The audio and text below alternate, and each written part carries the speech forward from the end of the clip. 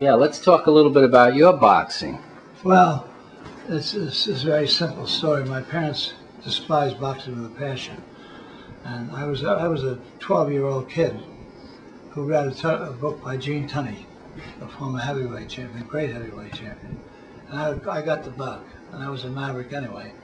So I got the bug and started to try to learn something about it. I went to I went to see a professional fight. My mother thought it was a ball game. She wouldn't allow me to go. I went to see a guy named Matty. And about how old were you at that time? 13, I guess. Wow. And shortly after he came to Westchester. But I watched the guy fight. He was a master, jabbing, moving, sticking. And I realized that this is a science, not just raw slugging. So Mario won the fight, and he was imitating or emulating whatever Tunney had said in that book about scientific and boxing. So he opened a Christmas tree shop, of course, in St. Mary's Church, where I was baptized, or went to school there. And I was walking by, and when I walked up to him as a little kid, and I complimented him for seeing him win that fight on one of the piers on Stable. At Stable to Staten Island, at professional boxing. He said, "Kid, do you like boxing?" I said, "Yeah, I do." He said, "Look," he said, "I'll make a deal with you." He said, how many days a week do you go to school?" I said, 5, you know. Of course I did. He said, "You want to come in Saturday and Sunday and help me with the Christmas tree? Is that right? And I'll show you how to box." Yeah, the store was wide open. And I literally frozen into boxing. I had caps, hats, my mother didn't know a thing. He'd hold his hand up when there was a lull. I'd jab at his hand, he'd move around, he'd tap me on the head, I wasn't blocking, you know. And that's what it all What an amazing story. Yeah.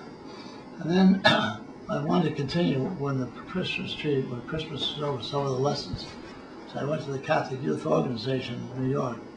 And there I had the good fortune to meet one of the cleverest fighters there was, Jack Britton. His picture's in here. Jack Britton showed me all the science, all the stuff. He had boxed Benny Leonard 4 times. And then Leonard took over as my idol because he was my weight. Follow this man. This is. I mean, part of the story really is that your parents did not want you to go. No, they didn't sign a contract. So being a maverick, I went out and got paid to spar. I was young and fast, and they wanted me to work with them. And with all the champions, they're all listed. They got champions out of boxing, they're all over there. On top. And how did you convince them that it was okay? Oh, you never convinced them. Impossible. But in those days, they would have to sign a waiver to allow him to sure. box, and they would never do that. Got you around 21. So how did you get around that? I just got around it by doing what I had to do, boxing. Is that right? I got the boxing fight. Which one? $500 right Is there. that right? Yeah.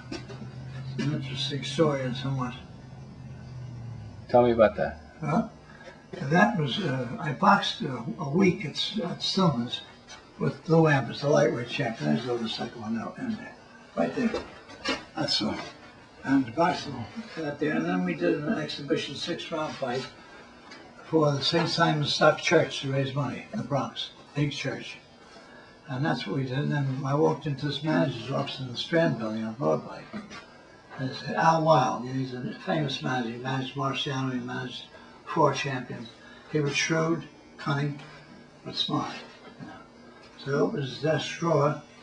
He said he wanted to sign me to a contract. I knew what his motivation was. He said, "Kid, I like what you do." That's the way he talked. "I like what you do." He says, "Here's 500 points." I was amazed. That's a lot of money in 1940. Sure. Here's 500 points. He called it Does that points. mean dollars? Yeah, in our world, they 500 points. He said, "Keep on working with Charlie." Charlie Gillen was the trainer. You'll see his picture there. And that's Lou Ambers and Al Wild. And so that's how you got that $500 bill. Yeah, that's it. And so that's the first one I got. And That was probably like 5,000 back then. I guess it more, would be maybe. equivalent to much more. And isn't that Lou Ambers? That's the one One of the that fellows that you right across the street. Oh, is he have a sailor uniform on? Yeah, he was in the Coast Guard. And that's another funny story. I wanted to bring him up here to the Holy Name Society breakfast. Very good looking guy there, Steve. He was. Well, he was. No, you, I'm Oh, saying. thank you. But anyway, he came up again at the Coast Guard station. He was down there. He and Dempsey were there. They were showing the guys 1, 2, 3, 4. They'd see a Broadway show in the afternoon. They were champions, you know. So I'm looking for him. Went to the guardhouse. I said, I'm looking for Lou Ambler. I said, here's someone here. He's got a house on Manhattan. I go to his house, the champion, his wife is there, Margaret Cilio, girl sweetheart. And he smoked a cigar then. He was a very funny guy. I said, Lou, come on, we're going to Westchester. You know, you told me you're coming. He said, all right, very, very good. He said, I'll be back. What time are we going to be back? I said, I don't know. I said, Margaret, he might be kidnapped. So we killed him. And so he has a cigar in Central Station. And he goes up, we go up to St. Catherine's Church for the Holy Name Affair. And I said to Lou, I said, they're very funny. I said, you got to watch your telling any jokes though, but I'll call you, you know. He said, I won't do that. He was very religious, you know. He went to Mass. And so Monsignor Hammer, sitting in his chair, he said, Father, I want to just tell you this little joke. He said, I was born in Herkimer, New York, he said. And they had a new school there. The windows were very low. He said, so I'm walking by, and the teacher dropped the chalk, and she reached for the chalk, and the kid in the front row said, Teacher, I see you got her. Now, the chalk fell again. She had to reach much further. The black kid in the second row said, Teacher, hand me my books and pencils. My school days is over. He was always joking. Yeah, that's funny. And there's the champions I boxed with. Canzoneri, Henry Armstrong. You boxed them? Yeah. I boxed Armstrong and trained with him in the Hippodrome. Which one's The Armstrong? black fellow in the end. And he won the 3 titles. The only one in history was allowed to hold them simultaneously. Now you have to give up one to get the next one. And that's Stu Jenkins. Wisconsin area up on top. Yeah, Jenkins came from Pompton Lakes on his motorcycle. We boxed at the White Plains, Mount Vernon, where I was training there. Marty Servo, Jimmy McLaren, and that was my coach, Benny Leonard. And there's Jack Britton. They're all there. It was a different world, you know. What are the big gloves representative of? It's just signed by different people. There weren't allowed to use gloves outside.